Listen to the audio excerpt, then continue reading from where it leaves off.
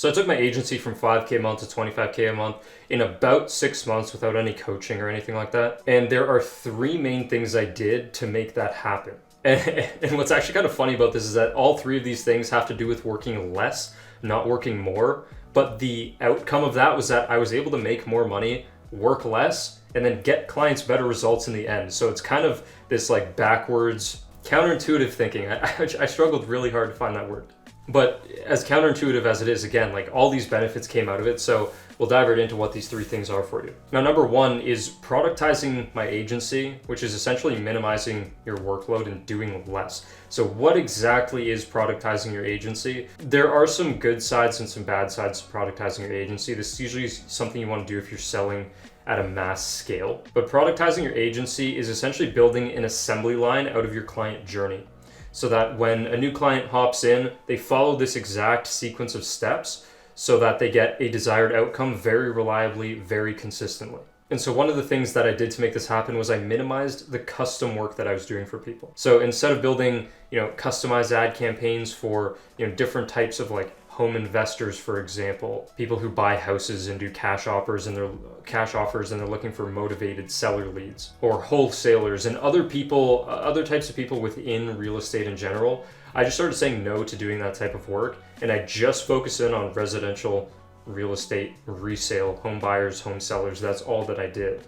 Now, you can just do investors, that way you're not competing with me, but then you wouldn't want to do anything else so that you can be specialized in that one area. And what happens when you do this is, since you specialize, you get way better at the thing that you actually are working on instead of doing all these other things. You're not spread too thin, the quality of your work goes up, and then the compounding of your skills in practicing creating ads for that or creating a funnel for that increases faster and faster with time, because you're just getting really good at one thing instead of getting okay at like 7 different things. But not only that, I minimize the actual customization of the work. Hey, can you write this certain ad or make this look a certain way for me? I want to reduce that as much as possible. We do have some customization that we do, but albeit minimal. It's usually more cosmetic and easier stuff, instead of fully modifying somebody's entire funnel, which causes 6 months of headaches down the road, where we constantly have to put extra work into this one client because they're not doing the same kind of thing as everybody else and they don't fall into our main system or assembly line. So number one, productize your agency. If you want to get from 5K a month up to 25K a month, it'll be very, very helpful, because then you can bring team members on board and have them help you do more with less time. If you thought that was a good tip, hit like. Good to let me know. But number two is automating my outreach is what I did to go from 5K to 25K per month. So instead of me being the one to personally send out my cold emails and do my LinkedIn messages and this kind of thing, I started to outsource to people. Now today I have like a cold email agency that I work with. But before, I was doing personalized cold emails and sending them manually by hand, so I hired some people to send those for me. What this did is it freed up multiple hours per day. And key kind of side note, when you free up multiple hours in a day, you don't want to just do nothing, otherwise you're not going to progress. So you need to refill that time with higher dollar per hour tasks. And then from there, you're able to push the business further and then make more money in the long run.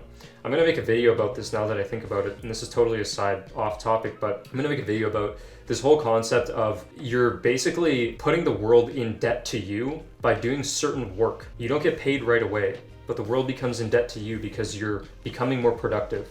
And when you become more productive, you help more people and then you're able to make more money.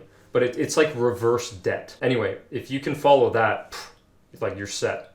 That's pretty much what I live by. Better tomorrow at the cost of today. But yeah, automating my outreach, not only did it allow me to save up some time to focus more on product and sales, but what it also did was allowed me to scale like that. All I had to do was message the team, hey, can you send double the leads? Now that's my ad spend, right? I'm spending $1,000 a month for X number of messages to be sent out per month. Now all I have to do is say, hey, can you double it? Double your ad budget, and then you get double the leads. Now you have double the calls to make. Then maybe you're going to want to get an appointment setter, but that's a later problem. I didn't get an appointment setter until I was in the area of like 30, 40K a month. Maybe that was too late, whatever. But it allows you to move so much faster when you automate your outreach. By the way, just like in general, leave a comment on any of my videos. Let me know if this is something that you like, if this is a good video idea, if you want more of this, less of this, if you have suggestions. That's something I always want to hear from you guys, because at the end of the day, I don't exactly know what you want unless you tell me. Now, I can read the data and look at views, comments, likes in general, just to kind of see what people are into. But if you directly tell me what's good, what's bad by commenting, then it's really helpful for me to just create more stuff that's, better for you, that you like more in the end.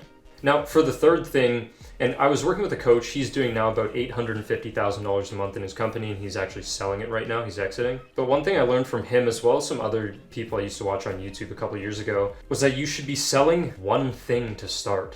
If you're selling a main ad service on Facebook, and then a Google ad service, and then a YouTube ad service, as I talked about before, that spreads you too thin. But not only that, if you have too many different tiers, it's just confusing. It dilutes your skill as a salesperson, because you need to learn how to sell each and everything you have. Keep the variables tight, start with just one thing, and learn how to sell one thing. If you learn how to generate leads for one thing, book appointments for one thing, and take and close sales calls for one thing, life just simply becomes easier, and it's easier for you to get good. Like, I talked about this in another video, where when you're building skills as an entrepreneur, you're building multiple different skill sets: sales, marketing, product, just as kind of the core three. Then there becomes management, recruiting, so on and so forth. So what happens there is, since you get spread thin, it takes you way longer to develop those skills to the same degree that you'd be able to develop them if you're just working on sales only for a year, for example. Now, in this case, with the number of products that you're selling, you want to do the opposite. In entrepreneurship in general, you have to do multiple skills, and that's just the name of the game unless you have tons of money. But in this case, you want to do the opposite and work with as few variables as possible and just seek absolute mastery in all of them.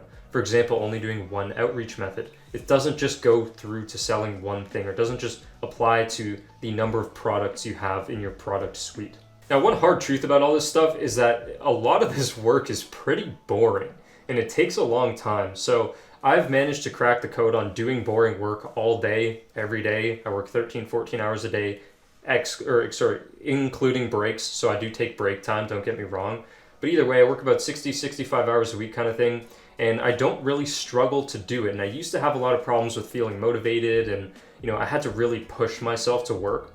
So if you're having that problem yourself, watch this video on screen. It's going to kind of break down how you can fix that. See you there. Enjoy.